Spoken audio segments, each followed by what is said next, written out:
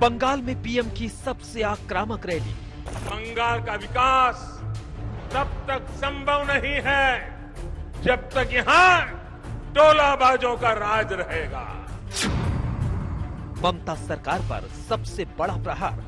मां, माटी, मानुष की बात करने वाले लोग बंगाल के विकास के सामने दीवार बनकर के खड़े हो गए हैं। संपूर्ण परिवर्तन का पीएम ने दिया नारा। सिर्फ सत्ता में परिवर्तन के लिए नहीं, बल्कि आसोल परिवर्तन के लिए बनानी है। हुगली की रैली से बदली सियासी फिजा। बंगाल का विकास तब तक संभव नहीं है जब तक यहां सिंडिकेट का राज रहेगा। घोटाले की आंच में फंसे ममता के भतीजे। हमरा आसोल परिवर्तन चाहिए। टीएमसी ने टाइमिंग पर उठाए सवाल। CBI and ED, they're trying to use their allies to browbeat, to threaten. बोल आपके साथ मैं हूं अंजना ओम कश्यप। प्रधानमंत्री नरेंद्र मोदी के बंगाल दौरे ने बीजेपी कार्यकर्ताओं के जोश को हाई कर दिया है। आज पीएम मोदी ममता सरकार पर हुगली से गरज रहे थे और भारी भीड़ से तालियों की गूंज बंगाल के कोने कोने में सुनाई दे रही थी। पीएम ने ममता के नारे को ही हथियार बनाकर पूछा कि जिन्होंने मां, माटी, मानुष का नारा दिया था, उन्होंने ही बंगाल के गौरव का अपमान किया है। एक तरफ पीएम का आक्रामक अंदाज तो दूसरी तरफ कोयला घोटाले में सीबीआई का शिकंजा। ममता के भतीजे के पत्नी और साली तक आज पहुंच चुकी है जांच की। ऐसे में सबसे बड़ा सवाल कि क्या पीएम की रैली से पलट जाएगी बंगाल की बाजी? क्या सीबीआई की जांच ने बढ़ाई ममता की मुश्किलें या फिर चुनाव के वक्त सीबीआई का शिकंजा सिर्फ बन गया सियासी स्टंट? इन्हीं सवालों के साथ आज करेंगे हल्ला बोल, लेकिन पहले ये रिपोर्ट।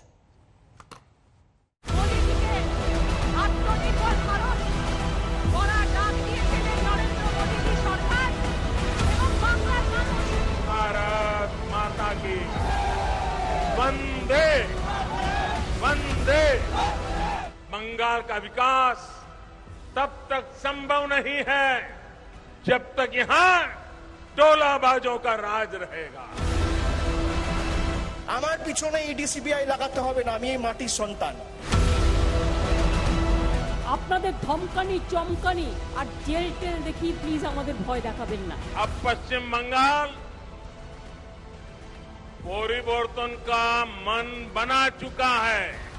हुगली में हुंकार भरते प्रधानमंत्री नरेंद्र मोदी ने फिर बंगाल की राजनीति में दीदी वर्सेस मोदी की लड़ाई में आर पार की जंग छेड़ दी।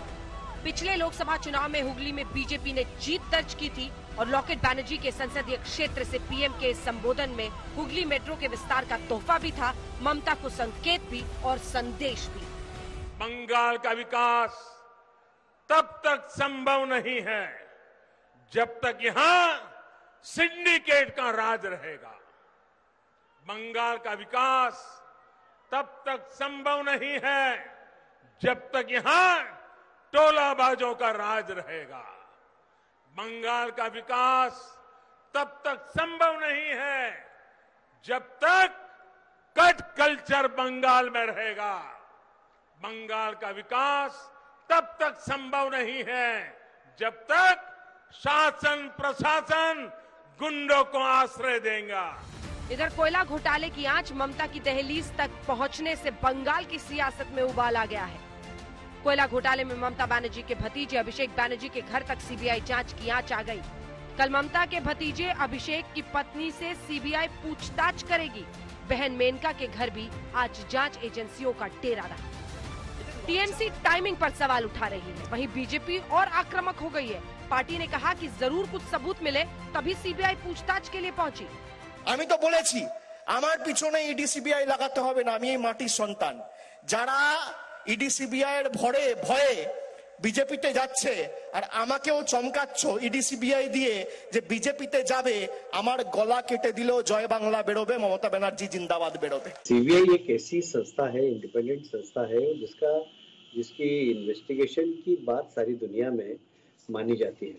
मैं समझता हूँ कि कोई लालबाग का थाना थोड़ी है कि किसी को भी पकड़कर 302 में बंद कर दिया, किसी को के ऊपर भी NDPS लगा दी अभिषेक के कहने पर, ममता जी के कहने पर।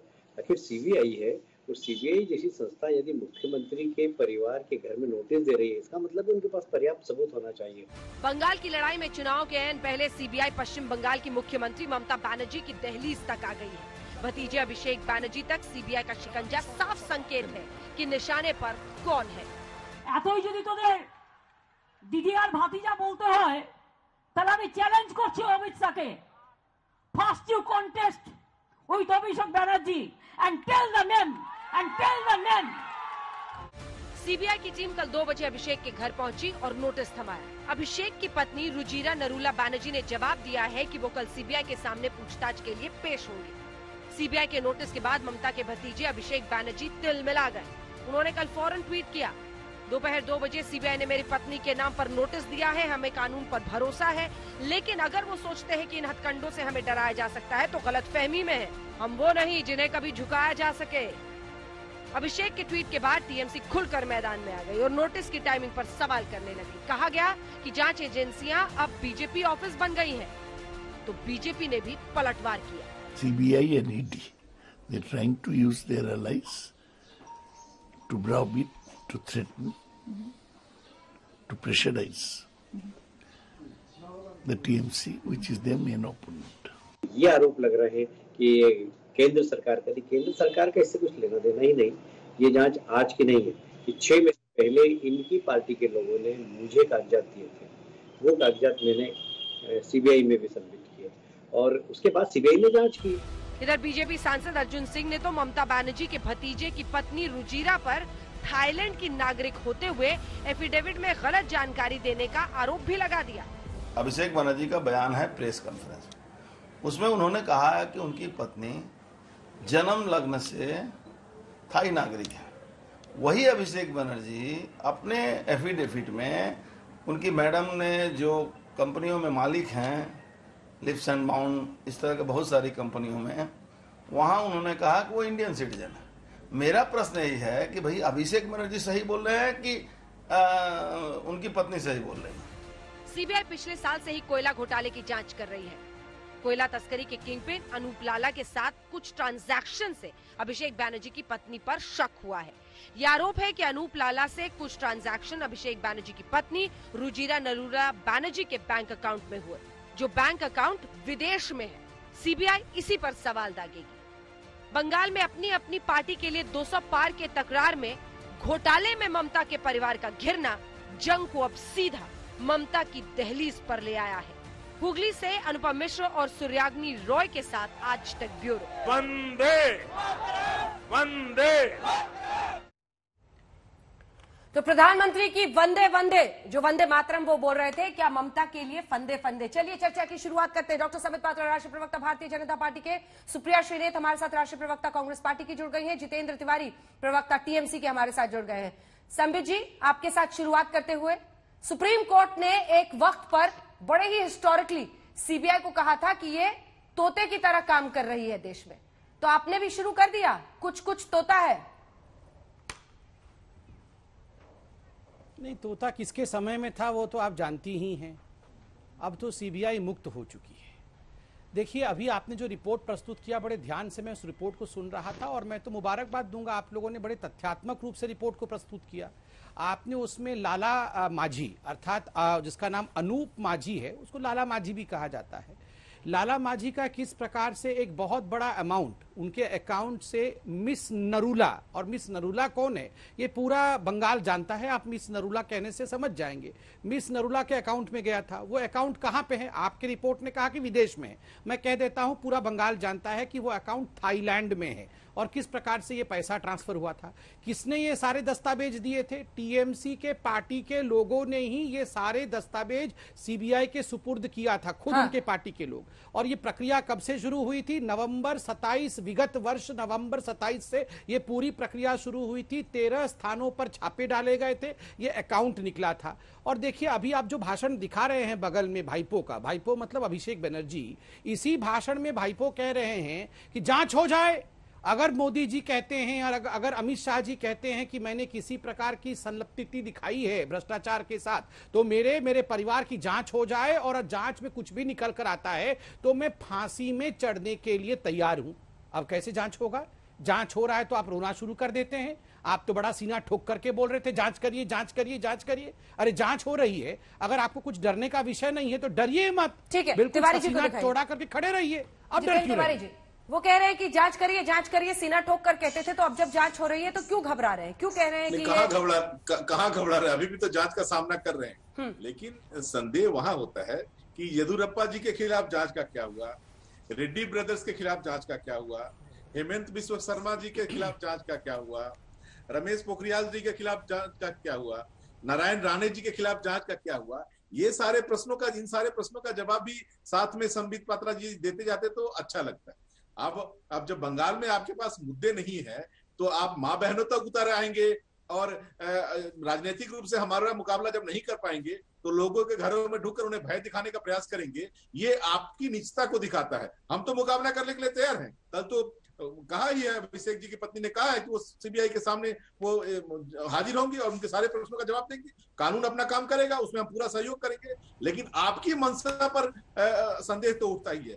ऐसा लग रहा है कि जांच सीबीआई नहीं कर रही, भारतीय जनता पार्टी कर रही है। अरे भाई, जी वो कह रहे हैं कि के मुद्दे पर आइए। हाँ, सीबीआई का ऑफिस बीजेपी हेडक्वार्टर में, ऐसे कह रहे टीएमसी के नेता। टाइमिंग पर सवाल खड़े करें, इसके बाद सुप्रिया जी मैं फौरन आपके पास आऊंगी।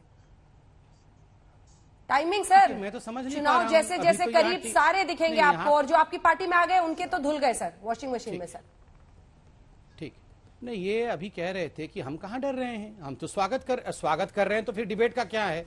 फिर हम डिबेट क्यों कर रहे हैं? फिर हम लड़ क्यों रहे? और इन्होंने कहा कि हम माँ बहनों पे उतर आए।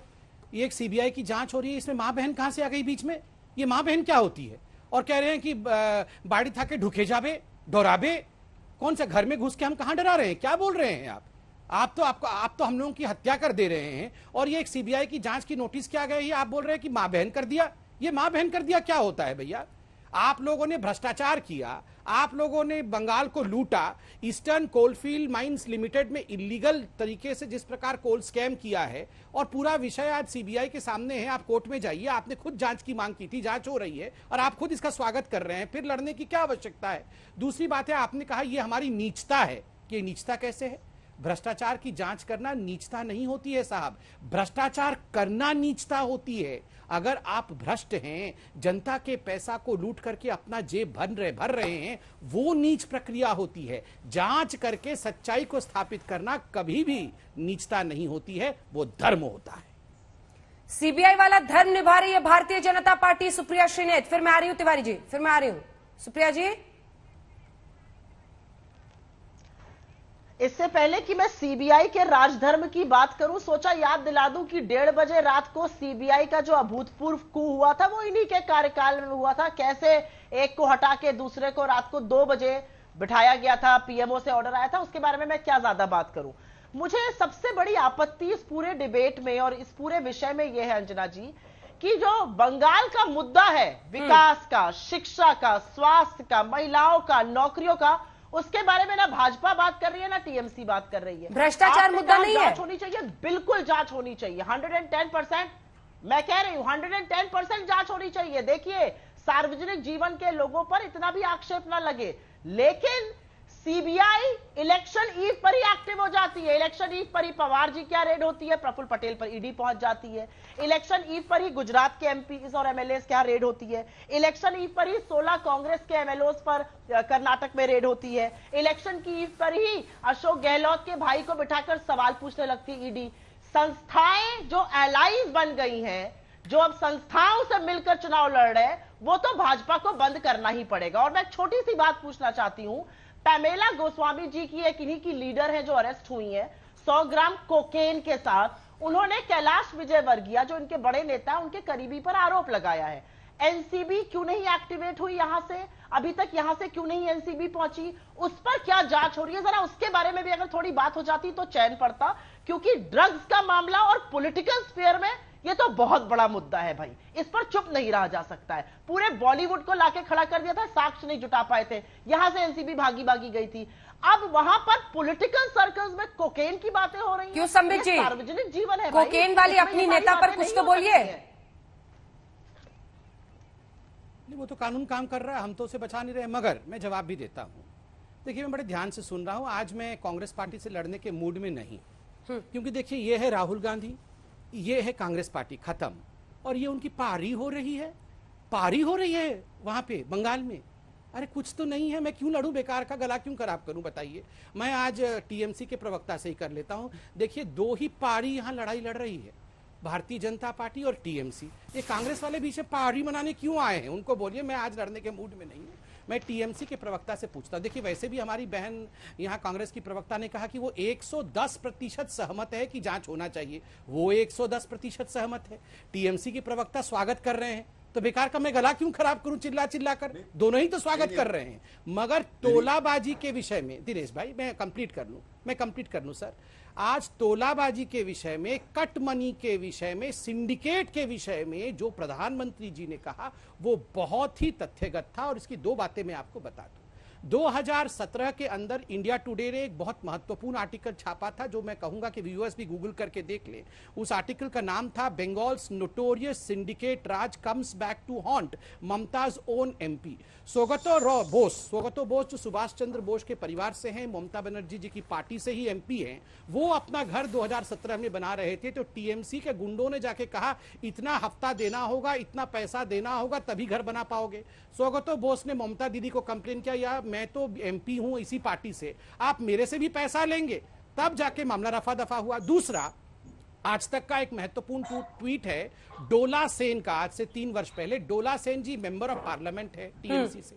वो खुद एक भाषण में कह रही है, आप जो कट मनी इकट्ठे करो 75% आप पार्टी को दे देना, 25% अपने लिए खर्च करना, तो ये एक्सेप्टेबल होगा। अगर 75% अपने पे खर्च करोगे और 25% पार्टी को दोगे तो ये एक्सेप्टेबल नहीं होगा। ये तो खुद उनके मेंबर ऑफ पार्लियामेंट दोनों कह रहे हैं, बताइए। क्यों तिवारी जी? देखिए, इनके पास तथ्यों की सही जानकारी नहीं है। हाँ। और जहां तक हमारे एमपी के बारे में कहा, तो जब जिन एमपी ने एलिगेशन लगाया वो तृणमूल के कार्यकर्ता नहीं है, और जिस साधारण व्यक्ति ने, जिस एंटी सोशल ने वहां पर रंगदारी मांगी, वो तृणमूल कांग्रेस का कार्यकर्ता हो गया। ये बड़ा अजीब सिंप्लीफिकेशन है कि एमपी जो है वो तृणमूल कांग्रेस का नेता है, या वो जो एंटी सोशल है वो तृणमूल कांग्रेस का नेता है। तिवारी जी, एक सवाल आपसे पूछती हूँ जिसमें जनता भी इंटरेस्टेड होगी, और वो ये है कि ठीक है, 1 मिनट को कोई शक भी कर ले कि चुनाव करीब है, बीजेपी ने किसी तरीके से इस जांच में तेजी करा दी है, लेकिन क्या आपको लगता है कि किसी भी तथ्यात्मक जानकारी के अभाव में भी सीबीआई इतना बड़ा कदम उठाएगी? ये अभिषेक बैनर्जी है, सबको पता है, सिर्फ टीएमसी नहीं, सबको पता है कि ममता के बाद सबसे पावरफुल पश्चिम बंगाल में कौन है। देखिए उनकी पत्नी पर इस तरह से जांच के लिए बुलाना बड़ा सीरियस इशू है सर, इसकी गंभीरता को डाइल्यूट मत कीजिए। अंजना जी, हाँ। बंगाल के लिए बहुत गौरव की बात थी, रविन्द्रनाथ टैगोर जी की जो नोबेल का पुरस्कार मिला था उसकी चोरी हो गई थी। ये हमारे आवेग से जुड़ा हुआ चीज था, वो सीबीआई को जांच के लिए दिया गया। सीबीआई ने जांच करके आज तक उसका क्या निष्कर्ष निकाला ये हम सारे लोग देख चुके हैं। तो सीबीआई को भी क्लीन चिट दे देना, और ये कह रहे हैं कि ये बहुत पुण्य का काम कर रहे हैं, सीबीआई के माध्यम से सारे पुण्य का काम ये चुनाव के पहले ही कराएंगे, तो उसका प्रसाद इस बार इन्हें बंगाल में गलत मिलने वाला है। दूसरे राज्यों में ये पुण्य कराते हैं चुनाव से पहले, उसका प्रसाद उन्हें मिल जाता है सत्ता के रूप में, लेकिन बंगाल में इन्हें दूसरा प्रसाद मिलने वाला है। नहीं चलेगा, संबित पात्रा जी वो कह रहे हैं नहीं चलेगा बंगाल में। दिखाइए हमने सारे नेताओं के जिन के खिलाफ सीबीआई के केस हैं, चुनाव के पहले कहां पर तेजी आ जाती है। एक बार तमाम वो चेहरे दिखाइए, जितने भी क्षेत्रीय नेता हैं, बड़े कम में कन्विक्शन होता है। लालू प्रसाद यादव का हुआ था, वो जेल में है, लेकिन बड़े कम मैटर्स में कन्विक्शन होता है, केस पर केस ठोक दिए जाते हैं, और फिर चुनावों के इर्द गिर्द संबित पात्रा जी आर्म ट्विस्टिंग। देखिए, पहले तो मैं अपने तथ्यों को दिखा दूं जो मैंने कहा सुगतो रॉय के बारे में, और इंडिया टुडे का आर्टिकल ये आप देख सकती हैं। मैं ज्यादा इस पे नहीं जाऊंगा, फुल स्क्रीन दिखा सकते हैं आप। ये आर्टिकल है और 2017 का आर्टिकल है, इंडिया टुडे का ही आर्टिकल है। सुगतो रॉय जी ने बाइट भी दिया था, ये सब इसमें है। एनी हाउ, मैं विषय पे आता हूँ। आपने कहा कि टाइमिंग क्या है। अभी अब मेरे को लगता है 2 हफ्ते पहले ही ममता जी ने, आदरणीय ममता जी ने एक बहुत महत्वपूर्ण भाषण दिया था, बड़ा फेमस हुआ था। एक संगीत उन्होंने सुनाया था, राम्बा राम्बा कम्बा खम्बा बम्बा बम्बा, और उसके बाद उन्होंने कहा था दुईटो काला कागा, कालो कागा अच्छे, और उन मतलब कालो कागा मतलब उन्होंने अमित जी को और मोदी जी को काला कौआ कहा था, और कहा था कि जांच करा लो, अगर किसी प्रकार से इसमें कोई दिक्कत है तो जांच करा लो। अरे सारी लोग जांच करा लो करा लो करा लो, वो बोल रही रामबा रामबा खांबा खांबा बांबा बांबा, जांच कराओ, दुईटो काला कागा। अभी अभिषेक जी बोल रहे थे मुझे फांसी पे चढ़ाओ, जल्दी जांच कराओ। अभी कांग्रेस कह रही है 110% जांच होना चाहिए। फिर यहां पर हम क्यों लड़ रहे हैं? ये आप दोनों तरफ की बातें कह, जांच ना कराओ तो जांच, आप अंजना जी आप भी हमसे पूछती इतना कुछ मसाला है तो जांच क्यों नहीं? ममता जी के साहब, ममता जी के शब्दों के बारे में तो आप कहते हैं, ममता जी के शब्दों के बारे में आप कहते हैं कि आप कितने भी जांच का डर बिठा दो उन पर असर नहीं होने वाला है, ये कह रही है ममता मंत्री जी उठाकर कहते हैं कि सरकार को उखाड़ फेंकूंगा। तो मैं जवाब दे रहा हूँ ना जितेंद्र भाई, अगर आराम से मुझे बोलने दे, आपको आपत्ति नहीं है, अटैक ना करे तो मैं जरा बता दूं। ठीक है, ठीक है, एक बार समय जी जवाब दीजिए इसका। ठीक है, मेरा फ्रीडम ऑफ एक्सप्रेशन है, ऐसा उसका गला मत घोटिए। देखिए ये कह रहे हैं कि हम इनको डरा के, वो अधिकार तो आपको है ना, डरिए मत, वो गला घोटने का अधिकार तो आपको है, गला मत घोटिए, वो अधिकार तो आपको है, गला घोटने का अधिकार आपको है। प्लीज सर, मैं आपसे रिक्वेस्ट कर रहा हूं, आप पावर में है, शक्तिशाली है, वो दुनिया देख रही है सर, मैं तो आपके बीच में नहीं बोलता हूं, अब मैं बोल लूं आपकी अनुमति हो तो। थैंक यू जी। अंजना जी, इन्होंने कहा हम आप इनको डरा नहीं सकते हैं, इनको बैठा नहीं सकते, फिर इन्होंने खुद ही कहा कि हम तो डरने वाले नहीं है। हम कहां कह रहे डर के बैठ जाइए जी, कभी का हमने कहा कि सीबीआई की जांच हो रही है, आप डर के घर के अंदर बैठिए। हम तो बोल रहे हैं आपको जो बोलना है बोलिए, ये काहे की लड़ाई हो रही है, जांच क्यों नहीं हो रही? आप इतने वर्षों तक जिस प्रकार बहू बेटी, फिर ये बहू बेटी, ये जेंडर कहां से आ गया जी? बंगाल की बहू बेटी क्या होता है? अरे सोनिया, बंगाल की बहू बेटी, ये बंगाल की बहू बेटी इसमें कहां से आ गई? सोनिया गांधी बेल पे बाहर है, उसका मतलब पूरा इंडिया की बहू बेटी बदनाम हो गई। आपको पता है सोनिया गांधी बेल पे बाहर है और राहुल गांधी भी बेल पे बाहर है, मतलब पूरे हिंदुस्तान के बेटों की अपमानी हो गई। मतलब राहुल गांधी अगर बेल पे बाहर हैं तो सारे हिंदुस्तान के बेटों का अपमान हो गया, सोनिया गांधी बेल पे बाहर है तो सारे हिंदुस्तान की माओं का अपमान हो गया। ये क्या बहू बेटी अपमान हो गई? ये क्या मतलब बहू बेटी क्या होता है जी अपमान हो गया इसमें? मतलब सीबीआई किसी भी महिला की जांच ना करे, मतलब मुख्यमंत्री महिला हो तो उसके खिलाफ कुछ भी ना हो। ठीक है, सुप्रिया जी जवाब दे लीजिए इसका। कमाल का लॉजिक है जी। और वो कह रहे हैं कि यहाँ तो सिर्फ हम हैं, टीएमसी है और हमारी पारी हो रही है। ये सब मूर्खता की बातें, मैं इन सब मूर्खता की बातों पे जवाब नहीं देना चाहती हूँ। एक असल मुद्दे पे बातें होनी चाहिए, थोड़ी गंभीर बातें होनी चाहिए। पौड़ी होरी वगैरह सोशल मीडिया पर ठीक रखता है, इतने गंभीर चैनल्स पर गंभीर विषय पे बातें होती है, थोड़ी गंभीरता से बात होनी चाहिए। मैं एक चीज ऑन रिकॉर्ड आज बोलना चाहती हूँ, क्योंकि मैं बार बार इसको इग्नोर कर देती हूँ, मुझे लगता है ये मूर्खता की बातें, इस पर नहीं पढ़ना चाहिए। सीबीआई और ईडी का कन्विक्शन रेट कम नहीं है, सीबीआई और ईडी का कन्विक्शन रेट लेस देन 1% है। जिन लोगों को बेल पे ये बात करते हैं, पता नहीं इनको लॉ की कितनी जानकारी है। बेल आपको रूल है, जेल इज एन एक्सेप्शन।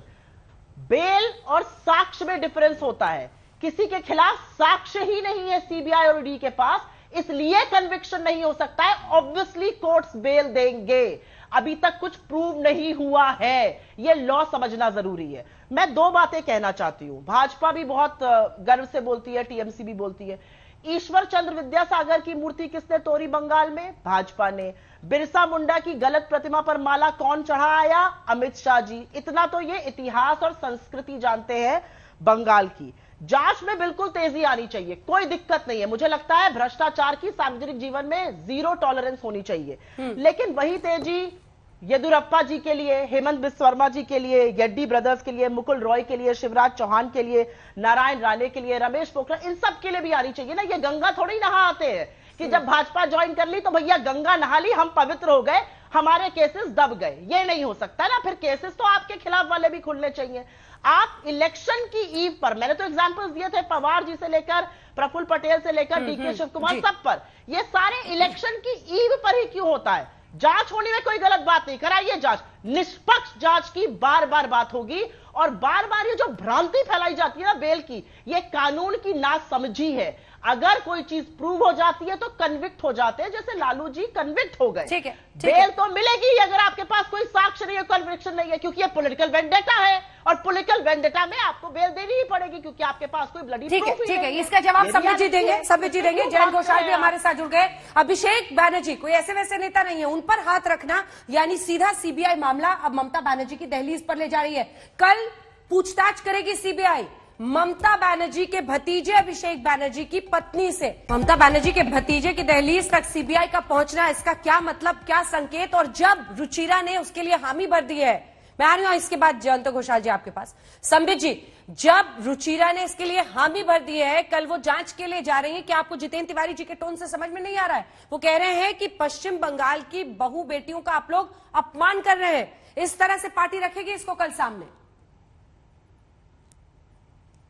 नहीं, मुझे तो समझ में नहीं आ रहा है ये बहु बेटियों का अपमान किस प्रकार है। मतलब जांच नहीं होनी चाहिए, किसी के अकाउंट में पैसा आ जाए तो सीबीआई आंख बंद करके सो जाए बिकॉज वो एक महिला है और महिलाओं की जांच नहीं होनी चाहिए, ये किस प्रकार की परिपाटी है?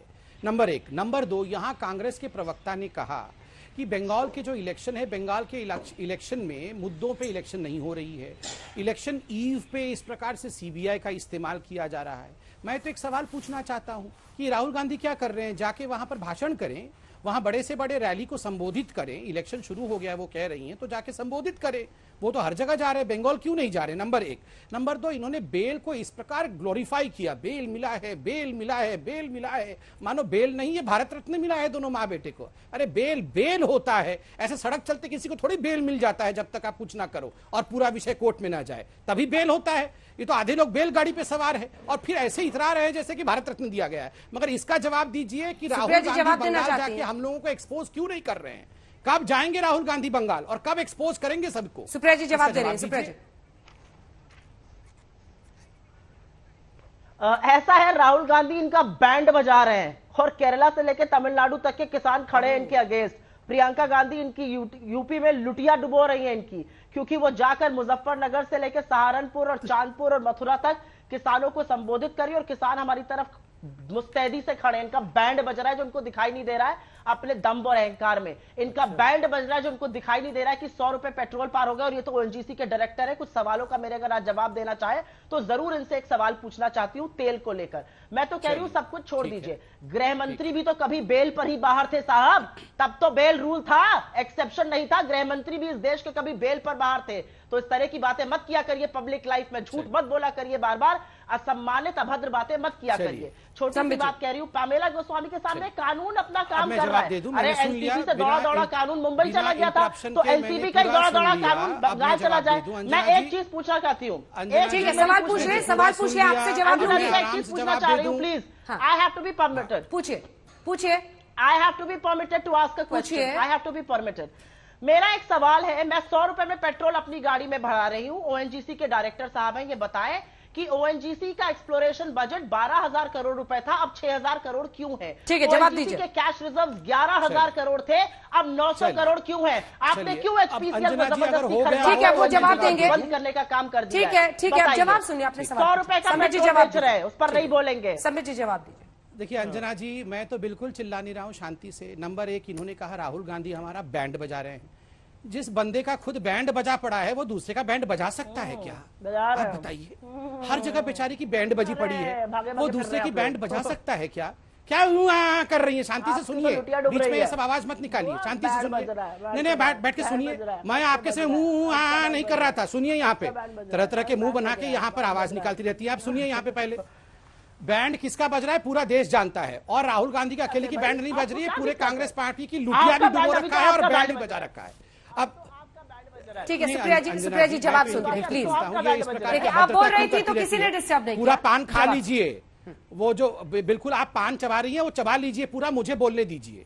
अब सुन लीजिए, बैंड किसका बज रहा है देश जानता है। दूसरा, आप पहले पढ़ के आइए, चबा जाऊंगी मैं, इसलिए चुप रही। ये फिर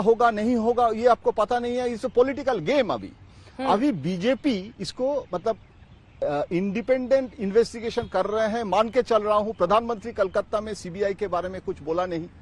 अभी जो है इसको Abhishek Banerjee and Mamata Banerjee they have accepted it और इसको विक्टिम स्टेटस आज उन्होंने कट कल्चर पर बोला, लेकिन पश्चिम बंगाल में करने आज के लिए पॉलिटिकली कर रहे हैं। उन्होंने भ्रष्टाचार तो के ये मुद्दे जो को है खूब उठाया है हुगली में।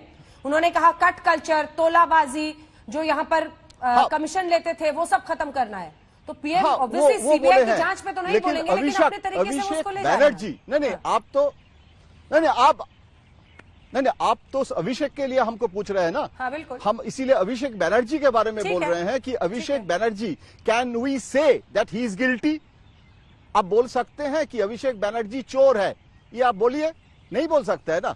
लेकिन पॉलिटिकली रैली में आप जो मर्जी बोल सकते हैं। अगर अभिषेक बनर्जी के खिलाफ भी इन्वेस्टिगेशन हो रहा है तो वो उसमें कोई प्रॉब्लम नहीं है। वो कल तो उनके वाइफ भी जा रही है, लेकिन पॉलिटिकली इशू करना बीजेपी के लिए इंपॉर्टेंट है इसको। लेकिन ये इंपॉर्टेंट होगा, काउंटर प्रोडक्टिव ना हो जाए। ये पॉलिटिकली आपको test of the pudding in its eating, उसको तो पता चलेगा बाद में। अभी ममता बनर्जी खुद रैली में बोले हैं हमें भी अरेस्ट करो और हम जाएंगे चुनाव में। उल्टा ना पड़ जाए ये कह रहे हैं वो। जल्दी से एक रिस्पॉन्स। देखिए जयंत जी बहुत सुलझे हुए व्यक्ति हैं, उन्होंने कुछ सवाल पूछा है। देखिए उल्टा पड़े सीधा पड़े उसके चक्कर में देखिए इन्वेस्टिगेशन भी ना हो। पहली बात तो ये बीजेपी इन्वेस्टिगेट नहीं कर रही है, ये सीबीआई इन्वेस्टिगेट कर रही है। देखिए इस देश में अगर इलेक्शन के चक्कर में इन्वेस्टिगेशन बंद हो जाए तो इस देश में तो कोई इन्वेस्टिगेशन ही नहीं हो सकता है, क्योंकि 12 महीने इस देश में कोई ना कोई इलेक्शन चलता रहता है। दूसरी बात है, आप देखिए सबसे बड़ी बात है कि बीजेपी ने क्या कहा। बीजेपी बिल्कुल स्पष्टता मानती है कि अभिषेक जी भ्रष्ट हैं, ममता जी कटमनी लेती हैं, और हमने इसको आज मुद्दा नहीं बनाया है। 4 साल से हम इस विषय को मुद्दा बना के आगे चल रहे हैं और सच को सच कहना ये हम अपना कर्तव्य मानते हैं। और अधिकांश विषय में एक बात मैं अंत में कह दूं, यहाँ पे कांग्रेस की प्रवक्ता ने कहा कि अमित शाह जी इसका एविडेंस नहीं है ना। कहता हूं एक विदाउट एविडेंस आप कैसे कह सकते हैं? कंप्लीट कर दूं सर, एक सेकंड में कह दूं सर। अमित शाह जी के लिए कहा गया कि वो बेल पे बाहर थे। देखिए अमित शाह जी आतंकवादियों के लिए जिस प्रकार का वो कदम उठाते थे, कांग्रेस पार्टी चाहती भी नहीं थी कि आतंकवादियों के खिलाफ कार्यवाही हो। मैं फख्र के साथ कहता हूं अमित शाह वो व्यक्ति है जिसने फिर ये शुरू हो गई बीच में अंजना जी, ये किस तरह का, ये किस, ये क्या है? नहीं ये अंजना जी ऐसा क्यों होता है? ये नॉन स्टॉप चिल्लाती रहती है, क्यों ऐसा होता है? ये हमारे मिनिस्टर पे कुछ भी बोल दे, हम बोल भी नहीं सकते हैं। बोलिए। देखिए अमित शाह जी ने कांग्रेस पार्टी का हाल क्या किया है और नड्डा जी के अंतर्गत कांग्रेस पार्टी का क्या हाल होने वाला है, मुझे लगता है इसको बोलने की आवश्यकता नहीं है। आप तो आज मातम बनाइए जाके पुडुचेरी में क्या हुआ है। ये मातम बनाने के बदले पारी मनाने आ गई हैं। जाके रोना करिए। गए थे पनौती नंबर 1 गए थे पुडुचेरी। अरे राहुल गांधी पनौती है, गया था पुडुचेरी। अरे बेवकूफ आप होंगी, सुनिए पहले पुडुचेरी गया था आपका जोकर, क्या हुआ? पनौती जो गया था, अरे सुनो ना, तुम्हारा पनौती है राहुल गांधी। ठीक है समीर जी, अब जवाब सुनते हैं ना। राहुल गांधी कुछ नहीं होने वाला काम करते हैं। पहले कि आपके टाइम पे तो कांग्रेस ब्यूरो में तड़ीपार को बेल मिली थी कि नहीं मिली थी? तड़ीपार को बेल मिली थी? तड़ीपार बोला ना। अरे लुटेरों की रानी सोनिया गांधी, अरे लुटेरों की रानी सोनिया गांधी, सुन लो, लुटेरों की रानी सोनिया गांधी। भाषा की एक मर्यादा होती है, उसको तोड़ना सही नहीं होता है। मुझे लगता है कि ऐसे वक्त पर जनता ही पहचान कर लेगी कौन कहां पर कितने पानी में है। लेकिन बड़ा बवाल कल होगा, सियासी उबाल होगा पश्चिम बंगाल में, क्योंकि सीबीआई कल ममता बनर्जी के भतीजे अभिषेक बनर्जी की पत्नी रुचिरा से पूछताछ करने वाली है कोयला घोटाले में। सवाल यह है कि सीबीआई का शिकंजा कस रहा है ममता बनर्जी के भतीजे की पत्नी पर, यानी ममता की दहलीज पर सीबीआई। इसी पर आप देख रहे थे हल्ला बोल, देखते रहिए आज तक।